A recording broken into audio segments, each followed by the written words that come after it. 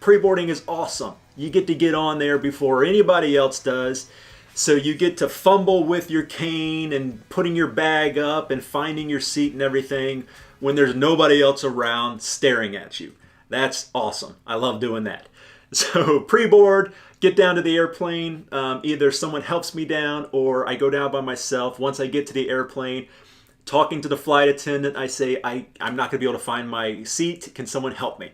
Yes, absolutely. They take me right back there. Here's another quick tip about being on the plane.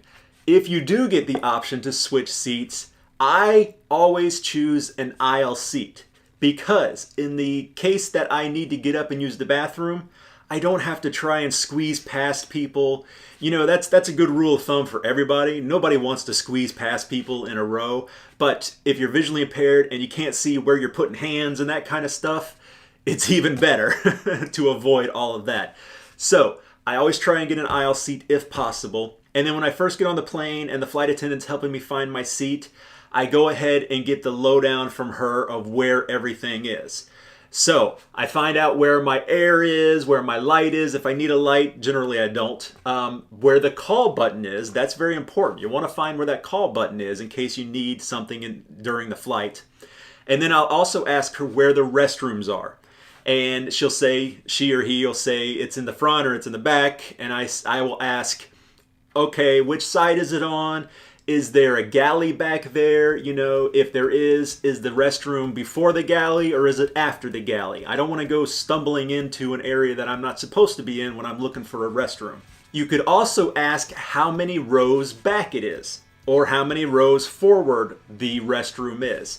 Because when you come back, you're going to have to count rows as you go along until you find your seat. And this is another benefit of sitting on the aisle seat, because when you're coming back, you're much more likely to notice that empty seat and realize that's your seat. Another tip is to put something in the seat when you leave, whether it's your cane, if you have a jacket, you know, if you have a bright colored jacket, that's perfect. Put that in the seat.